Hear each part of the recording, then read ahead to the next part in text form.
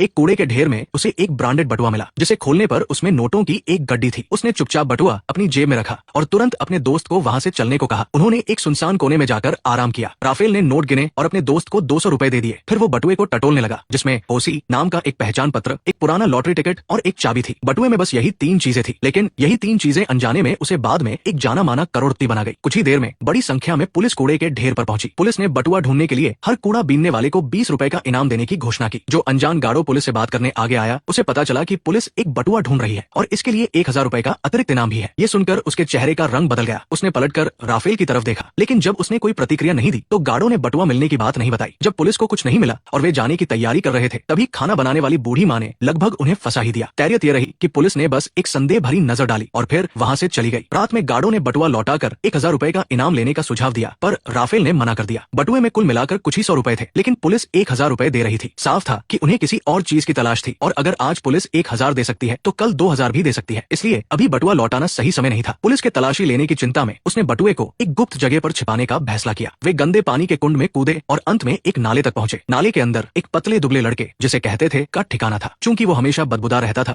और उसे त्वचा की एक घिनौनी बीमारी थी, इसलिए कोई भी यहाँ तलाशी लेने नहीं आता था। लेकिन ने बटुआ छिपाने के लिए तुरंत 500 रुपए की मांग कर दी। साफ था कि उसे भी पुलिस की घोषणा के बारे में पता चल गया था। राफेल को उसकी ये बड़ी मांग मंजूर नहीं थी। जैसे ही उसने बटुआ लेकर जाने की तैयारी की, ने उसे रोक लिया। किसी तरह को मनाने के बाद तीनों ट्रेन से शहर पहुंचे। पुलिस से पकड़े जाने के डर से उन्होंने अधिक गुप्त भूमिगत रास्ते को चुना। एक वेंटिलेशन शाफ्ट के पास उन्होंने वो लॉकर देखा जो चाबी से खुलता था, लेकिन पुलिस से बचकर वहां पहुंचना एक बड़ी चुनौती थी। अंत में गार्डो ने आगे आने का फैसला किया। वो अचानक लोहे की जाली से बाहर निकला और किसी राहगीर का बैग छीन लिया। उम्मीद के मुताबिक पास ही मौजूद पुलिसकर्मी शोर सुनकर दौड़े आए। इसी बीच उन्होंने फौरन लोहे की जाली के पास जाकर चाबी से लॉकर खोला, पर अफसोस लॉकर में सिर्फ एक तथ था। उनके पास तथ पढ़ने का समय नहीं था, इसलिए वे जल्दी से घर जाने वाली ट्रेन में कूद गए। राफेल खिड़की से सिर निकालकर जोर से गार्डो को पुकार रहा था। जब वे दोनों उसकी सुरक्षा को लेकर चिंतित थे, तभी गार्डो अचानक दूसरी तरफ से डिब्बे में घुस आया। इस तरह तीनों नतरे से बाल बाल बचे और इस काम को पूरा किया। गार्डो ने उत्सुकता से तथ लिया, पर पता चला कि ये तो होसी ने किसी कैदी को लिखा था। उन्हें नहीं पता था कि ये तथ जल्द ही उनकी किस्मत बदल देगा। पुलिस इस तथ को इतना महत्व क्यों दे रही थी, ये जानने के लिए वे चुपके से चर्च में घुसे और पादरी के कंप्यूटर का इस्तेमाल करके तथ पर लिखे नाम को सर्च किया। पता चला कि वो चैदी एक वकील था जो तरीबों के मुफद में लड़ता था और भ्रष्टाचार विरोधी एक उग्रवादी था। अफसोस बाद में सत्ताधारियों ने उसे जेल में डाल दिया। इस बीच पुलिस ने सभी कूड़ा बीनने वालों को बटुआ खोजने के लिए इकट्ठा किया। पुलिस अफसर परेड ने गौर किया कि जिन 2 बच्चों से उसने बात की थी, वे काम पर नहीं आए थे, जिससे उसे तुरंत शक हुआ। उसी रात उसने चुपके से अपने आदमियों को भेजकर राफेल को अगवा करवा लिया। जब तक गार्डों को कुछ समझ आता, बहुत देर हो चुकी थी। उसने तुरंत पादरी से मदद मांगी। दोनों जल्दी से पुलिस स्टेशन पहुंचे। पादरी ने राफेल की तस्वीर दिखाई, लेकिन पुलिस कर्मियों ने उनकी बात पर ध्यान नहीं दिया। गुस्से में पादरी लोहे के दरवाजे पर पीटते हुए जोर जोर से राफेल का नाम पुकारने लगे। पुलिस उन पर झपटी और उन्हें बाहर फेंक दिया। वे बेबस होकर दरवाजे पर खड़े रहे, ये उम्मीद करते हुए कि राफेल बाहर आएगा, लेकिन उन्हें नहीं पता था कि राफेल को बुरी तरह से टॉर्चर किया जा चुका है। इंस्पेक्टर ने फिर से उसके सामने आकर पूछा कि बटुआ कहाँ है, पर राफेल जानता था कि अगर उसने बटुए का पता बताया तो उसके दोनों दोस्तों पर आंच आएगी। इस पर परेड का सब्र जवाब दे गया और उसने तुरंत अपने आदमियों को उसे खत्म करने का आदेश दिया और चुत कार में बैठकर चला गया। एक पुलिसकर्मी ने पिस्तौल उठाई, लेकिन अगले ही पल उसने बगल के पतंगों पर गोली चला दी। एक 14 साल के बच्चे पर जानलेवा हमला करना उनके बस में नहीं था। इस तरह राफेल की जान कुछ किस्मती से बच गई। अगले दिन उसे सड़क किनारे एक कूड़ा बीनने वाले ने देखा। सब उसे जल्दी से उठाकर चर्च ले गए। पादरी एक तरफ उसके जख्मों पर टांके लगा रहे थे और दूसरी तरफ उन्हें समझा रहे थे कि अगर उन्हें बटुआ मिला है तो अभी भी मौठा है, उसे जल्दी से वापस कर दें। लेकिन उन्होंने बटुए के पीछे के रहस्य के लिए इतना कुछ सहा था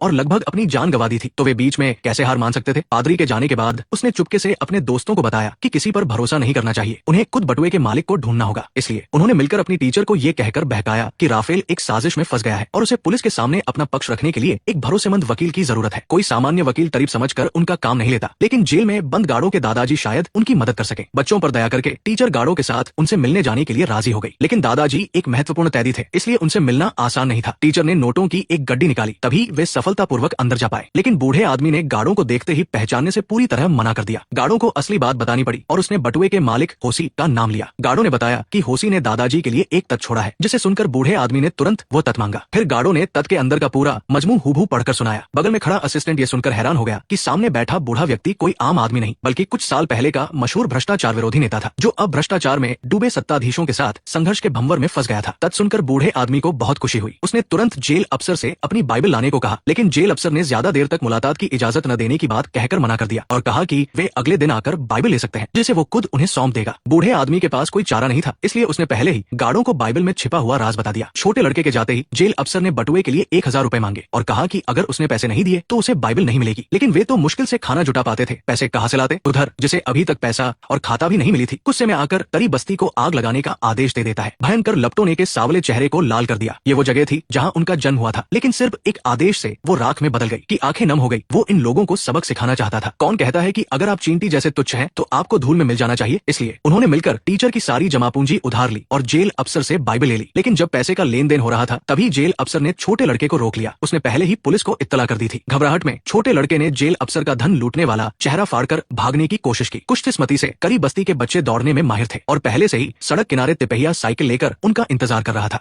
आखिरकार उन्हें बाइबल मिल गई और वे भागकर एक अधूरी बनी इमारत में पहुंचे। उन्होंने बाइबल का इस्तेमाल करके तस्वीर के पीछे लिखे कोड को हल करना शुरू किया। कोड में जानवरों के शब्द थे जो होसी द्वारा छोड़ी गई लॉटरी टिकट के नंबरों से मेल खाते थे। ने एक एक करके इन सुरागों को दीवार पर लिखा जो एक टेलीफोन नंबर जैसा लग रहा था। लेकिन जैसे ही वो कोई टेलीफोन बूथ ढूंढने वाला था पुलिस फिर से उनका पीछा करने लगी। लेकिन उनके लिए भागना अब एक आम बात हो गई थी। एक सुनसान टेलीफोन बूथ पर भागा। उसने तुरंत नंबर डायल किया जो एक कब्रिस्तान का निकला। वो जान गया था कि उसने सही अनुमान लगाया है, इसलिए कब्रों के बीच से गुजरता हुआ बाइबल के संकेतों के अनुसार आखिरकार होसी के राज तक पहुंच गया। होसी ने सब कुछ अपनी बेटी की कब्र में छिपा रखा था। जब होसी की इस जटिल योजना से दुखी हो रहा था तभी एक धीमी आवाज ने उसे पुकारा। ये लड़की तस्वीर में होसी की बेटी थी और वो मरी नहीं थी, बल्कि उसके पिता ने उसे यहाँ छिपा रखा था, पर उसे सच बताने की हिम्मत नहीं कर पाया। तभी एक काला पुलिसकर्मी उसके दोस्त को पकड़कर को धमकी देता है कि वो बताए कि सामान कहाँ छिपा है। उसकी बंदूक देखकर हिल नहीं पाया और न चाहते हुए भी कब्र की दिशा में इशारा कर दिया। काले पुलिसकर्मी ने तुरंत कब्र को खोदने का आदेश दिया और हाँ, अंदर न सिर्फ ढेर सारे नकद पैसे थे बल्कि रिश्वत के लेन देन का खाता भी था। वो मन ही मन खुश हुआ और तुरंत को फोन करके बताया कि उसे खाता भी मिल गया है, लेकिन जानबूझकर नकद पैसों के बारे में नहीं बताया। जब वो प्रमोशन और अमीरी के ख्वाब देख रहा था तभी होसी की बेटी चुपके से उसके पीछे आ गई और अगले ही पल ने भी तुरंत एक बंदूक उठा ली और काले पुलिसकर्मी पर तान दी। उसके हाथ कांप रहे थे और वो असमंजस में था। छोटा लड़का उसे जल्दी से गोली चलाने के लिए उकसाता है, लेकिन अगर वो बुराई का बदला बुराई से लेता तो उसके भी हाथ गंदे हो जाते। ने बस उसे जोरदार मुक्का मारा और पैसे लेकर कब्रिस्तान से भाग गया। फिर उसने टीचर का उधार लिया हुआ पैसा 10 गुना करके उन्हें लौटा दिया और साथ में के रिश्वत के खाता भी छोड़ दिए। इसके बाद वे तरी बस्ती पहुंचे और पैसे से भरे दोनों बैग हवा में उछाल दिए। ये पैसे तरीबों के खून पसीने की कमाई थी जिसे छीनकर बुरे लोगों ने सौदेबाजी की थी। शायद कुछ लोगों की नजरों में पैसा चींटी जैसे लोगों को पैरों तले रौंदने का जरिया होता है, लेकिन इन बच्चों की नजरों में पैसा कूड़े के ढेर में मिली सोने जैसी दोस्ती है। और छोटा लड़का गले मिले। उन्होंने थोड़ा सा पैसा अपने लिए रखा और वहां से दूर अपने सपनों की मंजिल की ओर निकल पड़े। कुछ लोग पूछते हैं कि वे इतने जिद्दी क्यों थे, पर गलती कभी उनकी नहीं थी।